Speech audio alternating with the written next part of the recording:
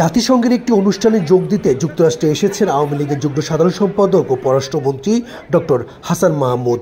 স্থানীয় সময় বুধবার রাতে জেএফকে এয়ারপোর্টে পৌঁছালে হাসান মাহমুদকে অভ্যর্থনা জানাতে উপস্থিত ছিলেন যুক্তরাষ্ট্র আওয়ামী লীগের বিভিন্ন স্তরের নেতাকর্মীরা।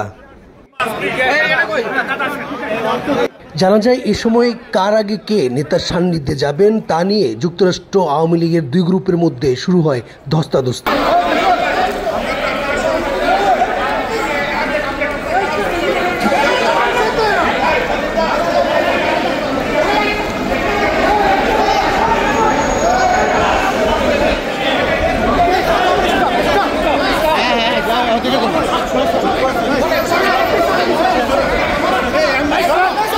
এমন সময় পরিস্থিতি নিয়ন্ত্রণের বাইরে চলে গেলে যুক্তরাষ্ট্র বাংলাদেশের রাষ্ট্রদূতের নেতৃত্বে এবং স্থানীয় আওয়ামী লীগের শীর্ষ নেতৃবৃন্দের সহায়তায় ডক্টর হাসান মাহমুদকে নিরাপদে সরিয়ে নেওয়া হয়।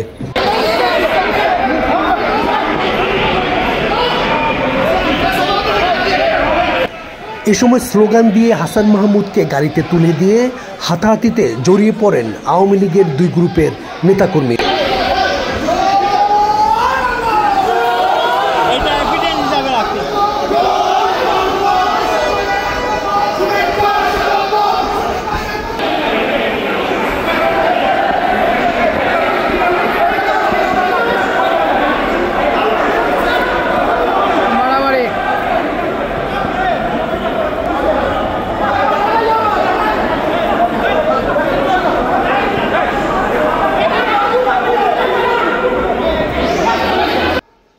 পররাষ্ট্রমন্ত্রীর যুক্তরাষ্ট্র সফর উপলক্ষে ব্যাপক প্রস্তুতি থাকা সত্ত্বেও এমন অনাকাঙ্ক্ষিত ঘটনার কারণে যুক্তরাষ্ট্র আওয়ামী লীগের মধ্যে বিদ্যমান দলীয় কোন্দল আরও স্পষ্ট হয়ে উঠেছে বলে মনে করেন সাধারণ কর্মীরা।